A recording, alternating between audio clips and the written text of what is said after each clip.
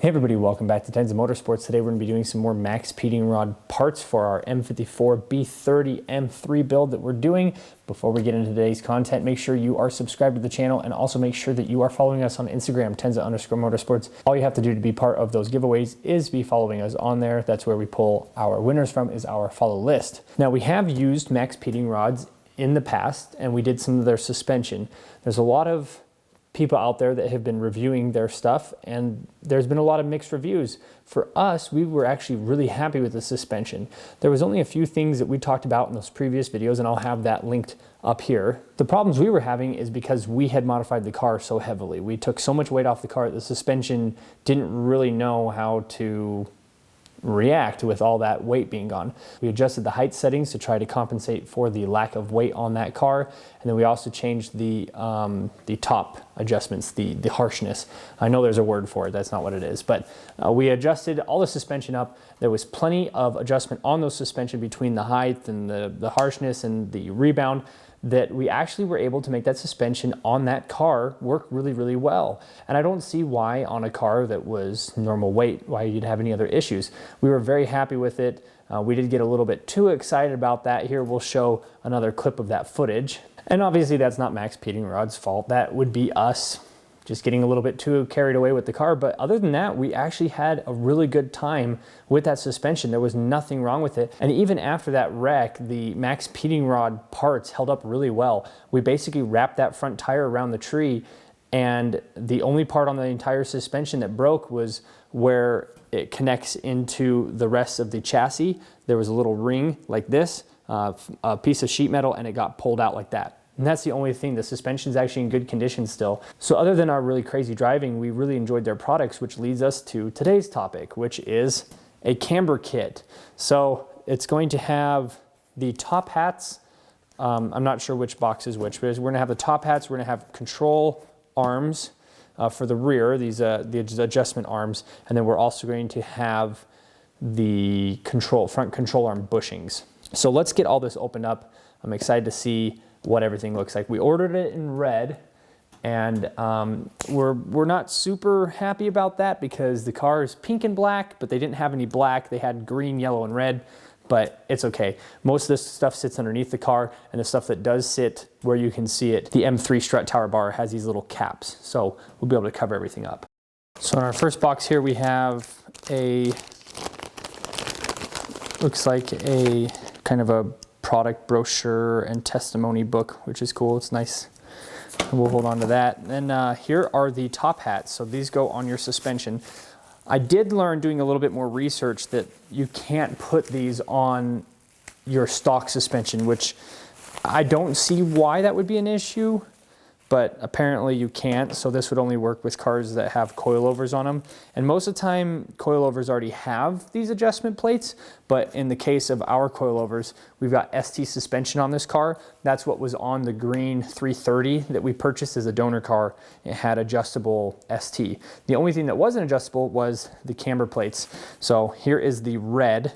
Actually looks fairly pink, a little bit of purple in it, so it probably wouldn't look too bad on the car where our colors are pink and black.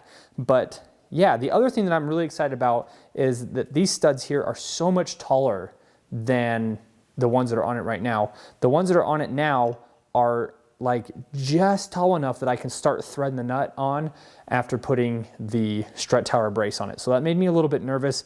This makes me happier that these are gonna be a lot taller. They're probably designed to run with a strut tower brace. The other thing that comes in this box are these spacer washer things, and they sit, I don't know if you have to use these, but they sit on the top and the bottom, and that way you can get your washer and your nut to sit above the rest of it, so you're not running into it. This is a nice feeling piece, and we're excited to get this one on the car. So now that we've seen that, let's move on to our next little box here. Okay, so these are the control arm bushings, the front control arm bushings, and this is going to be, I'm not sure what material this is made out of, but normally a really stiff material for these is like a polyurethane, and then it does come with some grease, and that's probably to keep it from squeaking. I know that the ones that I have used in previous builds, such as my 330 Ci race car that we've got, I never had any problems with it squeaking, but I actually only was running the Z4 bushings, which allows you to play with your camber a little bit more because it offsets the hole, I guess, but they're not really going to be as stiff as these. So I'm excited about this. There's some handling upgrades. And then I can guess what's in this box since I know what's missing out of these pieces here. These are going to be the rear camber control arms. And there we go. Those look super nice. The paint is, like I said, it's supposed to be a red, but it's actually kind of a bit of a pink. So that is not a downside for us. If you're looking at doing red and you're hoping to see some of these parts, one, you're not going to see this or these, and the majority of these will be covered up, and the part you can see is going to be about a hole about that big around in the middle. So no complaints here. Very happy with everything, the way it looks. All of the bushings look very heavy duty, and nothing was damaged in shipping. So in our next video, we are going to be installing these.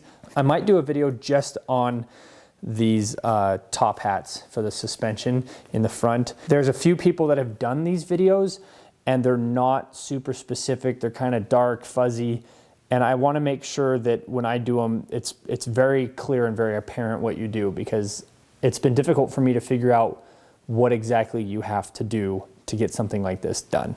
So we'll probably do that, and then maybe the front control arm bushings, and then this in another video. The front control arm bushings will be super simple. You'll pull the old ones off, slip the new ones on. So very excited with everything that's come.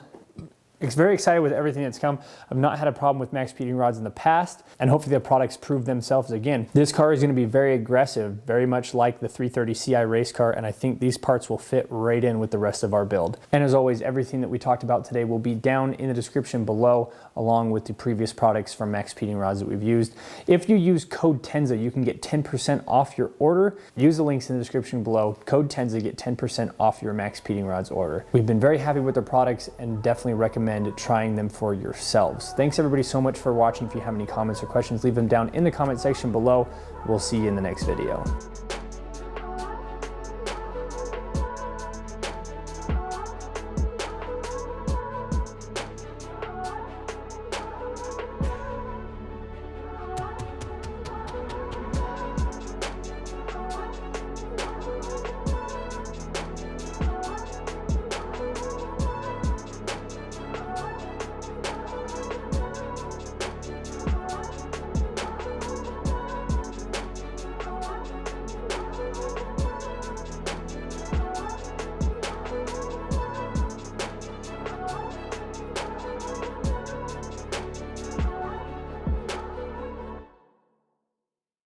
Bam!